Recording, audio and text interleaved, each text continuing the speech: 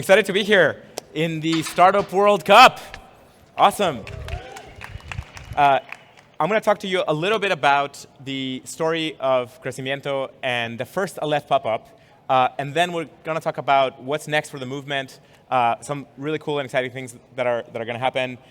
Santi's going to join me in a moment, and we'll talk about why the movement started, what is the opportunity space, what are the cool things that could happen out of this, and what are the motivations. So Argentina has an amazing opportunity. When the 20th century started, Argentina was on top of the world. In terms of world ranking by GDP per capita, Argentina was one of the top 10 countries in the world. It was amazing. Unfortunately, a bunch of economic mismanagement caused a tragic fall to the 60th or 70th spot. The situation got so bad that inflation got to between 50 and 100% per year, and eventually rose to 150% per year. For a lot of people who are not Argentinian, this is extremely difficult to really understand. People can't really save for university or save for a house or things like that. The money is losing value so quickly, you have to immediately spend it. Prices, in the worst of moments, prices would be changing potentially daily. And if you don't immediately spend your paycheck, that loses the value. A lot of the normal structure for payments just wouldn't work. Like if you take a payment in credit cards, by the time the merchant gets paid 30, 60, 90 days later, a lot of the value wouldn't even come close to covering the initial cost of the goods they sold you. So this is just a very different place to be. And that drove an enormous amount of adoption in crypto in Argentina. That is the main reason why Argentina today has somewhere between 15 to 25% of adoption. It's quite hard to measure because a lot of people don't talk about whether or not they use crypto. And so it's one of the countries with the greatest amount of penetration for cryptocurrencies, stablecoins, DeFi, and so on. So this is like an amazing success where people driven by trying to keep their value moved their assets into cryptocurrencies. Also, Argentina has had a tremendous talent building incredible startups. There's, of course, a long history of Argentine tech companies, crypto companies, and even AI companies. So there's an enormous amount of talent in Argentina. Argentina punches way above its population weight in terms of the quality of the startups and the entrepreneurs and the tech community here. It's really amazing. Now, unfortunately, a lot of those startups end up leaving Argentina in some way. They have to relocate to Uruguay or other locations, or the US, or other environments, because the economy doesn't support their growth well enough. The world is this global landscape where companies are in this optimization pressure and this evolutionary landscape where they have to move to wherever location is best for them. This means that companies grow or adapt or become fit in better economies. So if your economy is not one of the top tier ones in the world, as the companies grow, they're just gonna be forced to leave to go to one of those other economies. So it's not sufficient to improve your economy. What you need is that an economy needs to become one of the top tier environments in order to be able to keep and retain its tech startups. Because a lot of the wealth creation that these kinds of companies make will end up impacting not just the people that are employed by this company in whatever country they are, but it'll also create a lot of wealth in terms of all of the participants that are shareholders and so on, that then end up spending that wealth in whatever country has those assets. So when companies like these end up leaving, they take a lot of that wealth to those other locations. And so for Argentina, it's really important to create an environment, a startup environment, where that wealth creation can happen and can stay. So you can evaluate a lot of these startup ecosystems across the world and grade the quality of success by looking at the entire pipeline and trying to figure out how good are the conditions in various stages. There are some places in the world that, for example, have a good early stage, but a bad late stage. The UK is a good example of this. Companies can get really far there, but they can't quite get to the top. And eventually, many of them end up deciding to, at that point, go public in the US or relocate to the US. Japan and South Korea are interesting because they're kind of the opposite. It's extremely difficult to start new things there. Terrible environment for new entrepreneurs. They have to end up leaving to go start things in Singapore or Thailand or Hong Kong. But if you happen to become a really large company, then it's great for you and you can stay there. And that's why Japan and South Korea have some of the biggest technology companies in the world. Argentina is a place that punches way above its weight in terms of the early stage, but the late stage is very difficult. And so the question is, how can we improve the conditions of this whole builder funnel using crypto? There's a lot of different frictions in the economy, and each of these frictions, things like being able to access credit, property registry, corporate registries, and being able to access investors, all of that kind of stuff, these systems could be improved with crypto rails. You can think of all of these possible problems and think of concrete products that crypto can build to address that specific problem. So a lot of us believe that Argentina is just 10 or 20 successful startups away from being a top-tier economy. If a set of startups can use crypto, solve that economic friction, you can create a top-tier environment. The other thing is that startups require an economic structure with longevity, meaning it's not sufficient to kind of improve the economic conditions temporarily for 4 or 8 years. You really need something like 15 to 20 years of structure, because they take somewhere between 5 to 15 years to grow from being baby new startups all the way to their long-term success. So you need an economic structure with longevity. This is where places like Seoul, Singapore, and Dubai are really interesting to study, because these were new environments that did this transformation. They looked around, they learned from the best economies in the world, and they leapfrogged. They tried to create an environment that was top tier, best in class, and enabled just this massive amount of economic growth. The transformation is crazy. Like the picture of Dubai here is from 1991 to 2016. Just in a very short span of time, there was this amazing transformation, building a much better economy. And they did this with a tiny fraction of the amount of oil that a place like Venezuela has. So it's really about the management and the structure and the infrastructure that you put in place. Free market systems, top-tier business conditions, enabling startups, enabling investment, enabling talent to grow. All of these things we know, but we need that longevity. Now, the inflation had another result, which is that, fed up with all of this, a lot of Argentinians elected Milei to fix the problem, to fix the economic situation. Milei ran on a very strong campaign of arresting inflation and bringing it down. And by the way, it's been a massive success. Like, look at that graph just going way down. It's been quite a great show that good economic principles produce very strong results. So this means that there is this amazing opportunity with a lot of bottoms-up crypto adoption and a lot of top-down support. Argentina could become one of the top 15 or top 20 economies in as short as 3 to 6, maybe 10 years, if we can establish a great top-tier environment. There could be this amazing leapfrog moment. This could happen through these startups and these kind of on-chain crypto structures. So this is what led a lot of us to begin this Crecimiento movement. So what is the opportunity here? If we can take the bottoms-up grassroots adoption and this top-down support and use that to catalyze these startups to be built and use that to catalyze a better regulatory structure, then we can establish that long-term environment for startups.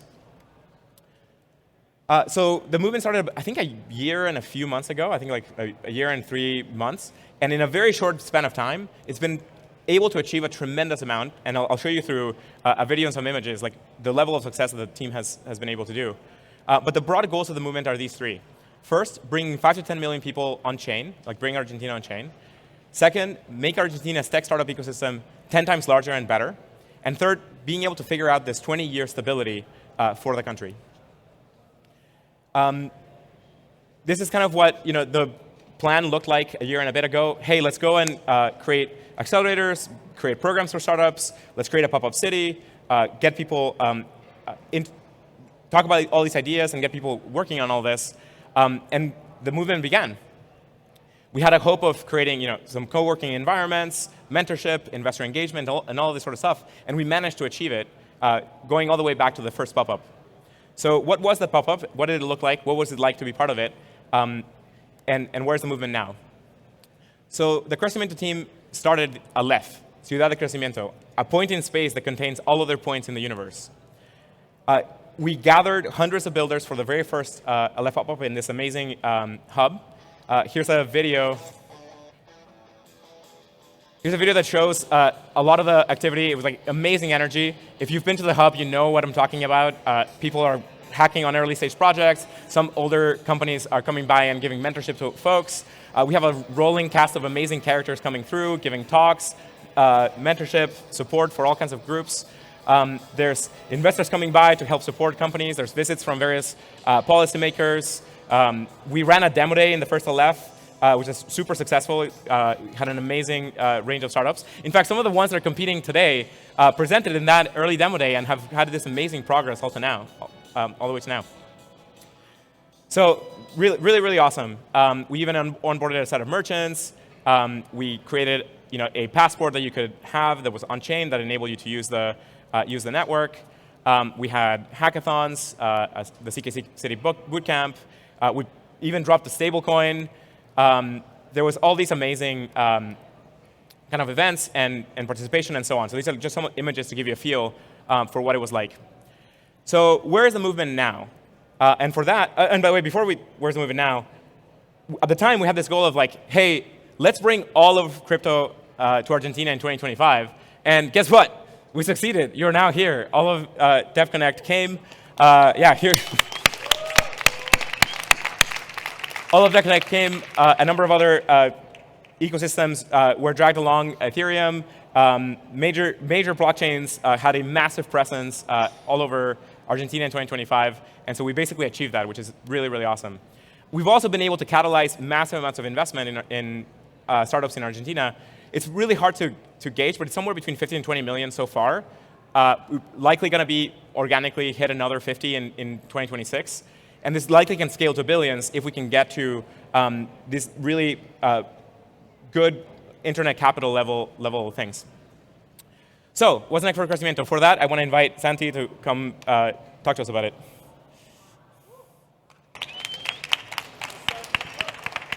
Hey everyone, I'm back. Thank you, Juan. I'd like to first of all bring in the World Cup, so we can just leave it here with us. And Juan, I'd like to give you a present from the whole Crecimiento team. We're gonna do like with the football transfers. This is a Crecimiento Argentina t-shirt, so it would be great if you could have it. And let's do like the official picture, Oh, amazing. I think actually you should wear it now. Thank you. Yeah, that would be great. This was not rehearsed, by the way. Let me show you what's going to happen with the future of Crecimiento. What's going on? Thank you. Yeah. Yeah, by the way, Juan has been a great inspiration and a great supporter of everything Crecimiento is doing. And so we're really thankful and happy to have him here, presenting with us, sharing the vision with us. Juan, it's been a great honor and pleasure. Thank you. Thank you. Now, let's see, what's next for Crecimiento? This is some of the traction we got. This is like the most updated numbers. We presented them before. It would be great if they could, appear on the screen. I see them on the computer now. Here we are. These are like really, really very good numbers. As Juan was saying, Crecimiento is 1 year and a few months old. And there's like thousands of citizens, thousands of startups, like really a lot of interest and people sharing this vision to transform Argentina by building great crypto products. Something that's very interesting and I'm really, really, really proud of, and the whole team should be like very proud of, is the progress we made with this approach. When we started thinking, how do we get thousands of startups to build from Argentina, in Argentina, deploy in Argentina, we realized we couldn't do it alone. So we focused on creating an ecosystem so other people could bring in and push different programs, different activations, education activities, events, and all sorts of things. So now the whole Crecimiento ecosystem and the whole Crecimiento builder funnel is powered by literally hundreds of partners that are building all of these programs.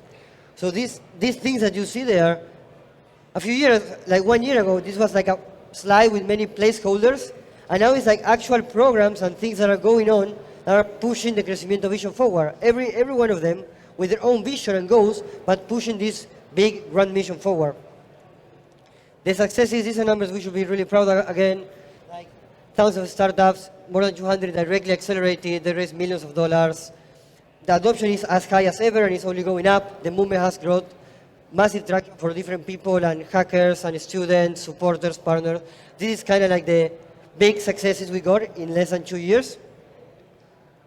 And this is where we're going. What we're going to do is to double down on some of the things we learned and some of the things we know are working. We're going to do another pop-up city next year in March, and we're going to do another pop-up city in August. Everything going to be running around these builder cycles of 6 months with pop-up city, hackathon, 2 to 3 months of acceleration with different programs, and then another startup World Cup like the one we're running today. We have great partners that support us in making all of this. And we also have some ecosystem structures like the Dev Hub, the Hackers Club, the Startups Club that provide ongoing recurring support for startups, people, and builders in the ecosystem. Here's a little bit more detail. I don't want to go too deep into this, but you get a very good overview of what I was talking about. The Hub, the Startups Club with top 100 startups, the Hackers Club, Acceleration Season, Pop-Up Cities, and the Startup World Cup. More than 1,500 people coming to the Hub. There's activities every day. You should definitely check it out before you go back to your places. Pop-Up Cities, Juan showed a little bit of Aleph, the first one. We already ran 4 pop-up cities in less than 2 years, and they have been a great way of connecting ecosystems. We ran 4 hackathons. We had more than 2,000 hackers, and now all of these people are staying together through the Hackers Club. Similar thing with the acceleration season and the builder programs. There's like many different programs supporting thousands of startups, and again, they all stay connected through Crecimiento Startup Club. The World Cup, the event we run today, it has been a huge success. This is the first edition, so thank you all for being part of such an important moment for us. And most importantly, a way broader ecosystem of people working on all these verticals and problems. So again, Crecimiento cannot do all of this alone. We can run some things, host some others, but Crecimiento is successful because there's like literally hundreds of people working on different verticals: education, enterprise, creators economy, AI, DeFi. I mean, you can read the screen. And here's like a big shout out to some of the people and companies doing all of this: startups, creators economy, policy work. This is everything happening simultaneously, leveraging the Crecimiento ecosystem, leveraging the Aleph Hub, and making sure we can push really, really hard to achieve our vision of transforming Argentina into an actual crypto nation. I'm going to stop a little bit into this because I think this is very, very cool. We had 4 editions of the Aleph Hackathon. They were all like a lot of fun, very good results. And specifically, the last one included 25 regional chapters. This is people from all over the world in different cities in Argentina, Latam, and abroad, getting together to hack. We had more than 1,000 hackers. And again, 25 community organizers said, hey, we want to be part of this. We want to host some hackers to do it from Lima, Bogota, Brazil, Rosario, Cordoba. It was like really, really impressive. And I think this is going to be the seed of something way bigger in the years to come. Key learning from maybe your first engagement with Crecimiento, maybe another engagement with Crecimiento. We're not a community, we're not an accelerator, an event, a place, a company, a foundation, infrastructure. We're none of these things. We're all of this together. A movement supporting thousands of people to build all of this at once. Now the key question is, what will you going to build? What are you going to build? And here an open invite to join the movement. Thank you, everyone.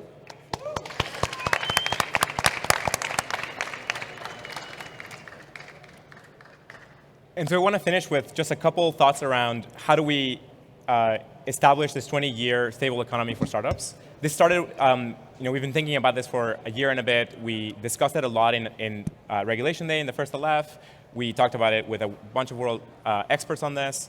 There's a bunch of ideas of what could possibly be done.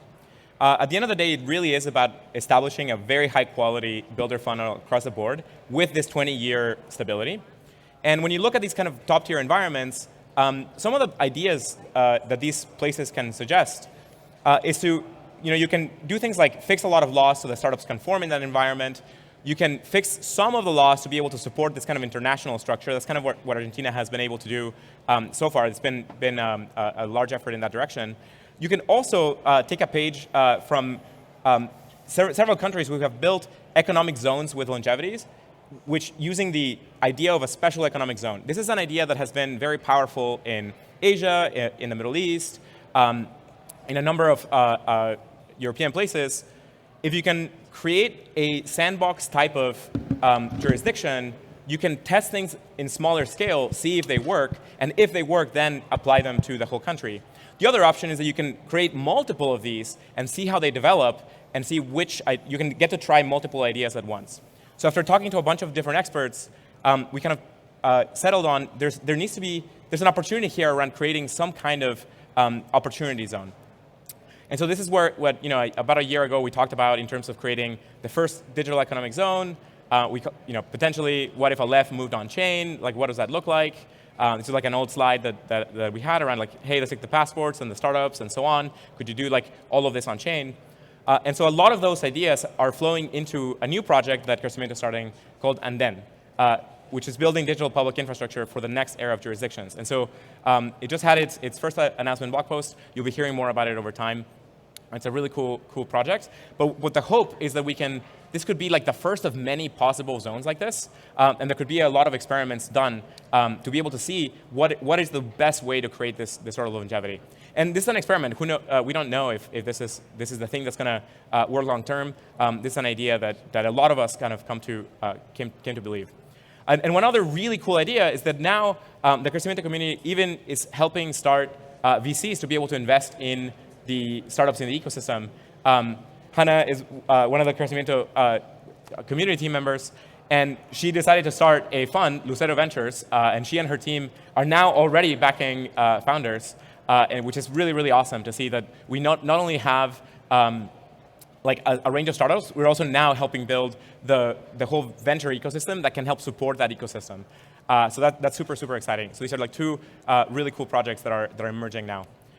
So again, join the movement, follow us on Twitter and so on. Thank you so much for being here, and that's it from us.